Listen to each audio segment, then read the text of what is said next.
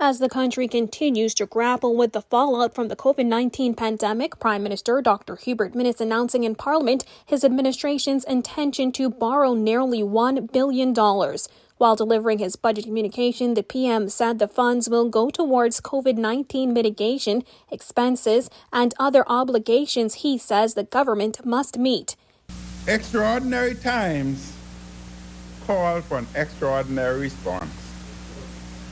Unprecedented economic calamities must be met with unprecedented fiscal policy initiatives. Dr. Minnis read two borrowing resolutions in the House of Assembly on Wednesday afternoon after he spent the morning laying out the government's plan to restore the country's fiscal health and improve revenue administration. Minnis said the government intends to borrow $115.2 million for mitigation and treatment of COVID-19. to support the Public Hospitals Authority's modernization of the health system and to incentivize medium and small businesses.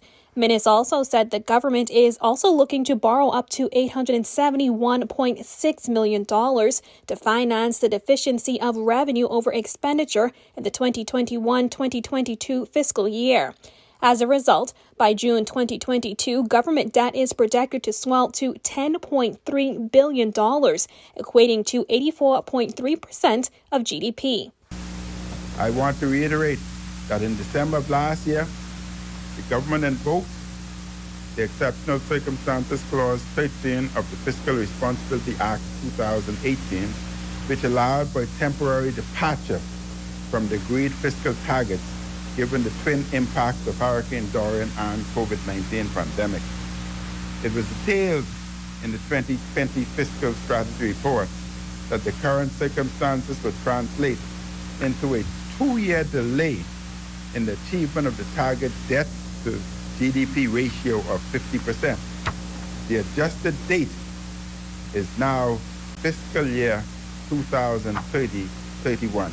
Total government revenues are projected at $2.247 billion, representing an increase of $588.3 million, or 35.5%, over the projected 2020-2021 total revenue. Despite this improvement, revenues are projected to remain 7.5% below the $2.426 billion posted in fiscal year 2018-2019.